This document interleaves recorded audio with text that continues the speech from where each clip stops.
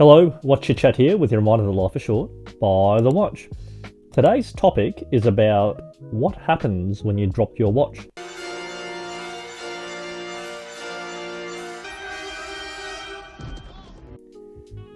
At the risk of dobbing myself in, because this watch is still under warranty, that's exactly what I did with this Seamaster 300M.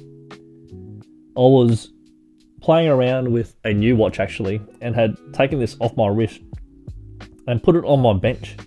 It fell off the bench and hit the concrete floor. So you can imagine my absolute shock. Well, I don't want to make lighthearted of grief. I think the 5 stages of grief is probably what would best describe my feeling here. I think people are allowed to be melodramatic from time to time, so please give me this one. So at first, I went through denial. No. Wait. Then I went through the anger phase and just wanted to give myself an uppercut. And then the bargaining. Oh, maybe it's not so bad. Maybe it's fine. 'Tis but a scratch. And then you go to depression, and that's when the realization hits that this is the reality. And then you reach acceptance, and you need to do something about it. And so, for me, I went through that pretty quickly because I checked out the watch and it didn't seem too bad. So the first thing you would do is do a visual inspection.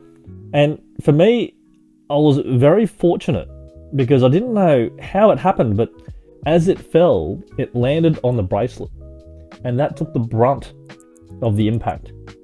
So I was just extremely lucky. But regardless, first thing you should do is check the glass and see if it's shattered. And if it is, pull out the movement immediately so that it stops any more glass from potentially entering the movement. Now, I think you should pull it out anyway, just in case there's some internal damage that's occurring. Then you do a more detailed visual inspection, which is what I did. And fortunately, that's when I discovered that it did land on the clasp. You can see a slight scratch there. And it took the brunt of the hit. So I was extremely lucky. You look at the crown to make sure that it's not bent, because that could mean damage to the movement, and also on this occasion the helium escape valve. And for me that all looked okay, which again, very fortunate. Assuming there's no damage visually on the glass, you might want to put it on a tomographer. Not everyone has a tomographer, so the first things first is you go to a reputable watch repairer or even a service centre. I didn't actually go to a service centre, I went to a reputable watch repairer and watchmaker so that I could pretty much spill the beans and give them complete honesty of what had happened. So they got on the tomographer and there was no loss of timing, which generally is a good indication of no internal damage. Now, since that time, this watch hasn't skipped a beat, unlike my heart rate at the time. And the only other thing you would probably want to check is for water resistance, and particularly the Seamaster, the seals.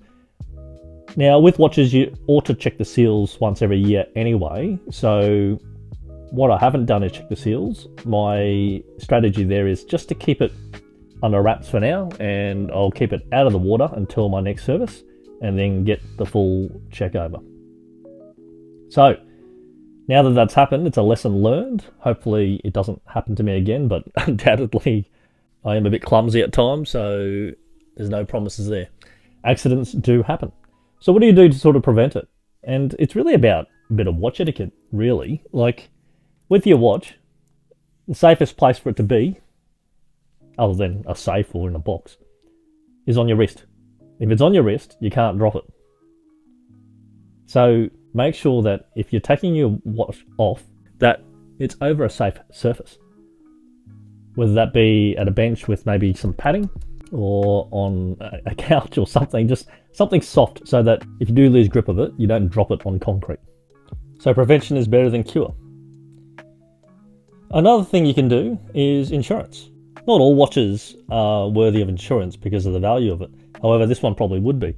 I keep a lot of my watches off-site and only have 1 or 2 pieces with me at a time. So my insurance is actually tied to my home insurance, and it's relatively cheap and affordable. So if that ever happens, just check your insurance policy to see that it covers accidental damage of valuables such as your timepiece. And anyway, that's the video for today, and hopefully you don't have to go through what I went through. Because I tell you what, I had to check my shorts to make sure that it wasn't Browntown. Anyway, if you like that content, please click like and subscribe. And remember, life's short, buy the watch.